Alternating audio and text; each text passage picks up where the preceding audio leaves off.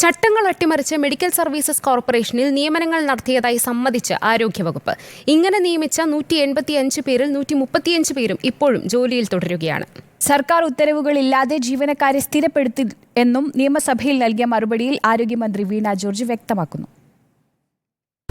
നിയമപ്രകാരം medical services കോർപ്പറേഷനിൽ താൽക്കാലിക നിയമനങ്ങൾ എംപ്ലോയ്മെന്റ് എക്സ്ചേഞ്ച് മുഖേന നടത്തണമെന്നാണ്.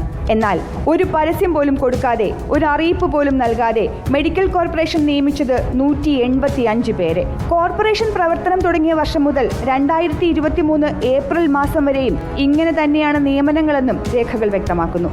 നിയമിച്ചവരുടെ വയസ്സ്, വിദ്യാഭ്യാസ യോഗ്യത അടക്കം രേഖകളൊന്നും പരിശോധിച്ചിട്ടുമില്ല.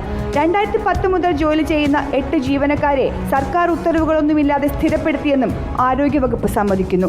ഈ നിയമനങ്ങൾ റദ്ദാക്കണമെന്ന് വിജിലൻസ് ഡയറക്ടർ 2017 ഒക്ടോബർ 26 റിപ്പോർട്ട് നൽകിയെങ്കിലും അതും നടപ്പാക്കിയില്ല. ഈ റിപ്പോർട്ട് മറികടക്കാൻ ധനവകുപ്പിന്റെ ശമ്പള പരിഷ്കരണ ഉത്തരവ് മാനദണ്ഡമാക്കിയെന്നാണ് ആരോഗ്യമന്ത്രി നിയമസഭയിൽ നൽകിയ മറുപടി. നിലവിൽ 9 സ്ഥിരം ജീവനക്കാരും താൽക്കാലികാടിസ്ഥാനത്തിൽ ജോലി കിട്ടിയ 699 പേരും കരാറടിസ്ഥാനത്തിൽ 39 പേരും ഔട്ട്സോഴ്സിംഗ് മുഖേന 161 പേരുമാണ് മെഡിക്കൽ കോർപ്പറേഷനിൽ ജോലി ചെയ്യുന്നത്. പിൻവാതിൽ നിയമനങ്ങൾ സർക്കാർ തന്നെ സമ്മതിച്ച സാഹചര്യത്തിൽ നിയമ നടപടികളിൽ നിന്ന് ഒഴിവാകാൻ നിലവിൽ ജോലിയിലുള്ളവരുടെ യോഗ്യത പരിശോധിച്ചു തുടങ്ങിയിട്ടുണ്ട്. അതിനിടയിൽ തന്നെ ജീവനക്കാരുടെ ശമ്പളം കൂട്ടാനുള്ള തീരുമാനത്തിനും സർക്കാർ പച്ചക്കൊടി വീശി. മെഡിക്കൽ കോർപ്പറേഷന്റെ കീഴിൽ വരുന്ന കാരുണ്യ ഫാർമസികളിലെ ഫാർമസിസ്റ്റുകളുടെ നിയമനവും PSC വഴിയല്ല.